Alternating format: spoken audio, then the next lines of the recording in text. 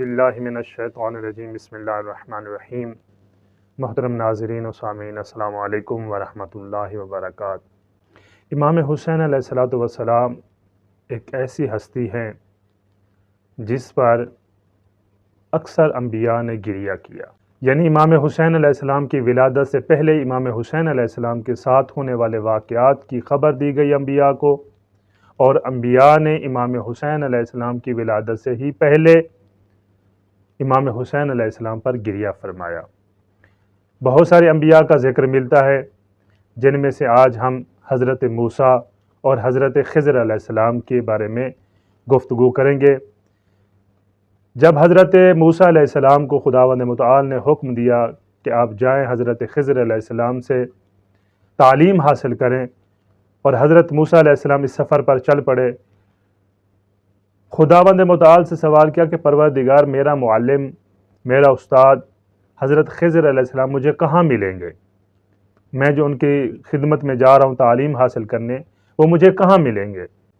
خداوند متعال کی طرف سے آواز آئی، اے میرے کلیم اللہ، جب تم دو دریاؤں کو ایک ساتھ ملتے دیکھو اور وہاں پر ایک مچھلی جو دریا کے کنارے پڑی ہوگی، جب آپ اس کو دریا میں ڈالیں گے تو دوبارہ زندہ ہو جائے گی، وہاں پر آپ کو آپ کے معلم حضرت خضر علیہ السلام ملیں گے۔ حضرت موسیٰ علیہ السلام جب حضرت خضر علیہ السلام کے پاس پہنچے، ملاقات کی، حضرت خضر علیہ السلام نے حضرت موسیٰ سے احوال پرسی کی۔ احوال پرسی کرنے کے بعد حضرت خضر علیہ السلام نے حضرت موسیٰ علیہ السلام کو فضائل اہل بیت سنانا شروع کیے۔ فضائل اور عظمت سنانے کے بعد حضرت خضر علیہ السلام نے مصائب آل محمد سنانا شروع کیے۔ جب امام حسین علیہ السلام کی مصیبت پر پہنچے تو حضرت خضر علیہ السلام بے تحاشا گریہ فرمانے لگے، بے تحاشا رونے لگے۔ حضرت موسیٰ علیہ السلام نے پوچھا کہ یہ امام حسین علیہ السلام کون ہیں؟